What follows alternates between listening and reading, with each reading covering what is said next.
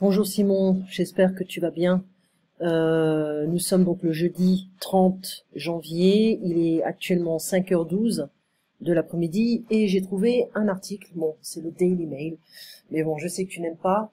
On a des Asiatiques, not Asiens, Asiatiques, donc des Français asiatiques qui ont réagi au racisme, les abus de racisme qui sont au résultat du coronavirus. Euh, donc le journal Le Courrier Picard avait écrit un titre, l'alerte jaune. Donc ça c'est très raciste.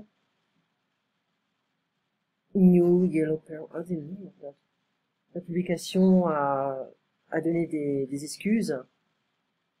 Voilà, donc on a Courrier Picard. Oh, alerte jaune. Alors ça c'est vraiment dégueulasse. Je ne suis pas un virus. Voilà, je ne suis pas un virus. Un nouveau mouvement. Donc ils ont, tu avais parlé également de ça. Ils ont trouvé en fait euh, quelques cas en Italie également. Je ne suis pas un virus. Cet après-midi à 15h dans le bus sur la ligne 8 en direction de Marguerite, j'ai été victime d'un acte raciste de la part d'un groupe de jeunes filles. Je les entendais qui riaient et se moquaient de moi. L'une disait: comment appelle-t-on les patients du coronavirus? Les Chinois, non? Alors que son ami disait: parle moins fort, peut-être elle va t'entendre. Oui, les filles, je vous ai entendu, et oui, les filles, je vous ai tout compris. C'est pas très correct. Mais ces dernières ne se sont pas arrêtées là. Il y a des erreurs, hein, il y a des fautes. Pensant que je ne parlais pas français, elles ont continué sur leur lancée. Elles se sont moquées de mes cheveux, fait des blagues racistes sur les Asiatiques, notamment sur les morts du coronavirus. Allez l'expliquer à ces idiotes ne sert à rien, alors j'ai rien dit à ce moment-là. Je ne suis pas chinoise, mais cela me rend vraiment triste. Euh, mais ce que je trouve aberrant, c'est la légèreté avec laquelle elles parlent d'une maladie dont elles ne savent rien. Il faut que vous compreniez que seuls les gens qui étaient en Chine il y a moins de 14 jours sont isolés afin qu'on surveille leurs états, sinon aucun contact avec les Asiatiques ne peut vous provoquer des maladies. Belle soirée à toutes et à tous, sauf les racistes, va te faire foutre. On aurait dû dire allez vous faire foutre. Voilà, je ne suis pas un virus. On fait beaucoup d'erreurs, mais bon. Euh, c'est vrai, hein. Oh, oh my god. Ah, ça c'est vraiment dégueulasse. C'est dégueulasse. Allez. Alors ça c'est dans le métro de Paris.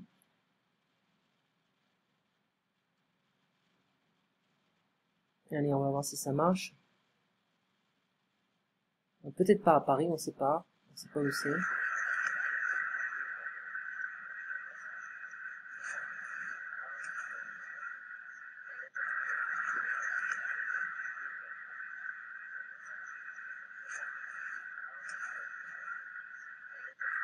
Voilà, ça se répète, hein.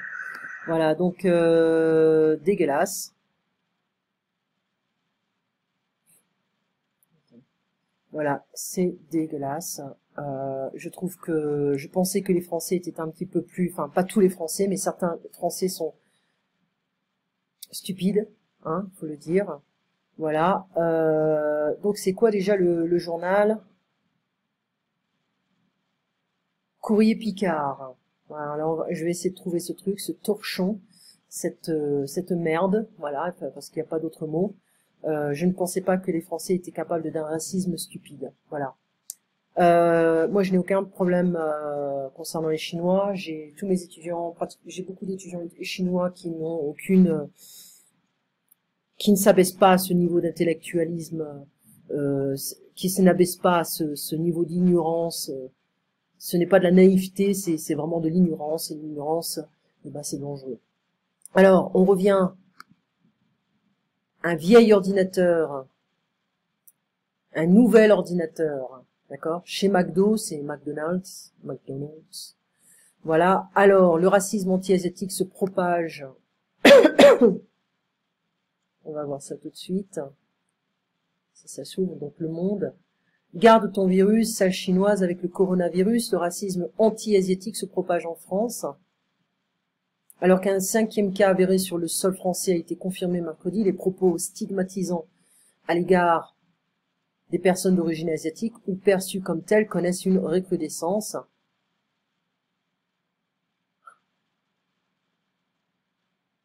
Garde ton virus, sale chinoise, t'es pas la bienvenue en France, crie un chauffard en accélérant sur une flaque d'eau pour l'éclabousser. Waouh! Ming, qui relate l'épisode intervenu lundi 27 janvier, est d'origine vietnamienne. Depuis l'identification en France de plusieurs cas de patients contaminés par le coronavirus 2019, nCoV, apparu en décembre 2019 à Wuhan, en Chine, les propos racistes à l'encontre des personnes de la communauté asiatique se multiplient. Elles sont les premières victimes de l'inquiétude suscitée par le virus. Alors, comme les gens ne savent pas faire la différence entre les Coréens, les Japonais, les Chinois, les Vietnamiens, les Thaïlandais, alors tous les Asiatiques vont être dans le même sac. Hein. Là, ça, c'est un peu dommage. La mère de John, le prénom a été modifié, d'origine philippine. On l'a fait pour les frais. Elle faisait ses courses, se rapporte le jeune homme, lorsqu'elle a entendu une voix dans son dos. Un homme mettait en garde son fils sur le virus, et les Chinois, en la désignant. La scène s'est déroulée dans un hypermarché à Fontaine-sous-Bois, à Val-de-Marne. À Lyon, dans une fromagerie, Élodie a été témoin d'une humiliation.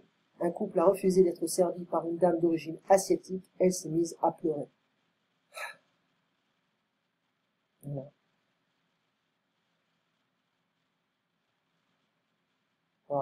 Voilà. Voilà. Certains se font insulter, voire expulser du métro. Alors, on avait... Bon, moi j'essaie de trouver... Je sais même plus quoi dire, ça me choque ce genre de comportement. J'essaie de trouver un côté impartial, je ne prends pas vraiment de... J'ai pas vraiment une opinion, mais là je commence à en avoir une. Je trouve que le racisme, il faut que je fasse quelque chose contre ça, parce que ça m'énerve, ça me dégoûte. Je trouve que c'est dégueulasse. L'ignorance des Français, ça peut aller jusqu'à un certain niveau, mais pas à ce niveau-là. Voilà, c'est clair et net. Donc le branle-bas de combat, c'est la préparation au combat. Donc on se prépare pour se battre. On n'a pas fait de filtrage aux aéroports. Il y a eu beaucoup de négligence dans les aéroports. Je pense que un virus, ça peut aller n'importe où. Hein. C'est pas forcément par les Asiatiques. Ça prend différentes formes. Ça va se propager de différentes manières.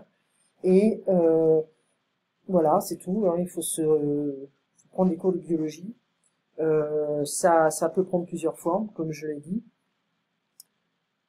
C'est vrai que le gouvernement chinois n'a pas eu une communication limpide, claire, transparente au début de l'épidémie.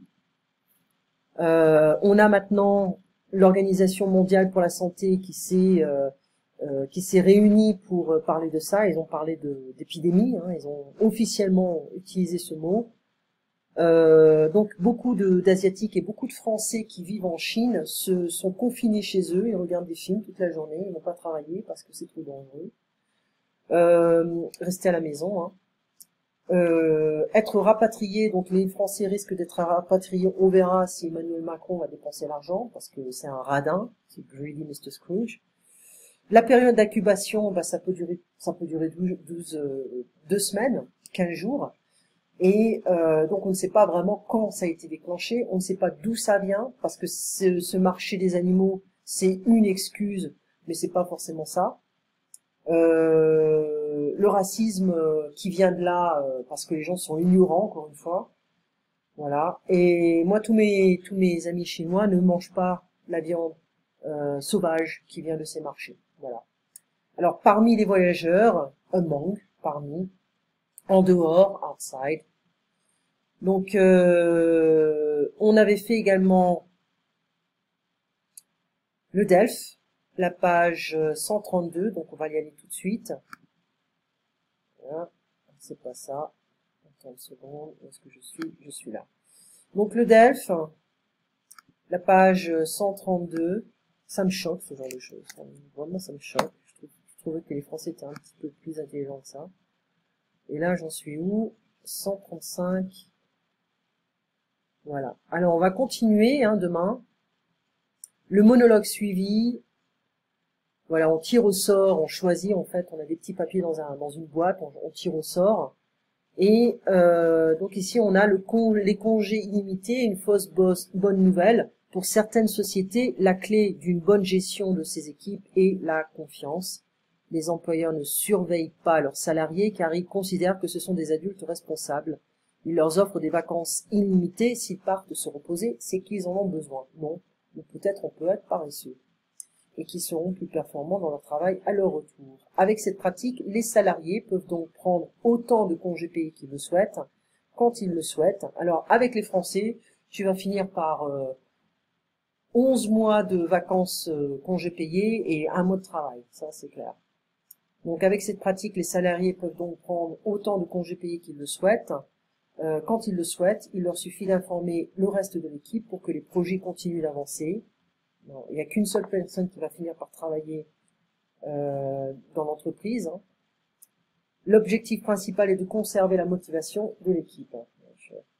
Mais même si l'idée semble tentante, le principe des congés limités risque néanmoins de montrer des limites. Certains salariés persuadés de ne jamais avoir terminé leur mission risquent de ne jamais profiter des vacances limitées, surtout si les collègues partent en vacances tout le temps, on finit par devoir travailler pour les autres. Voilà. C'est pas toujours sympa. Donc ça vient de France Info. France Info. France et Info. Et faut-il limiter le temps de congé? Oui. Oui. Oui. Parce que la nature humaine, c'est surtout en France, elle est un peu paresseuse. D'accord? Donc je pense que les congés devraient être pris quand on en a besoin. C'est pas à l'employé de décider. Et puis aussi, il y a un peu de tyrannie de la part des employeurs, donc il faut trouver un juste milieu.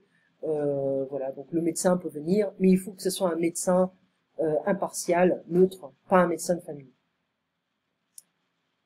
Ensuite, pour des raisons de santé, d'efficacité au travail, manière de reprendre le contrôle de son travail, de son temps, d'être autonome et de se sentir plus libre.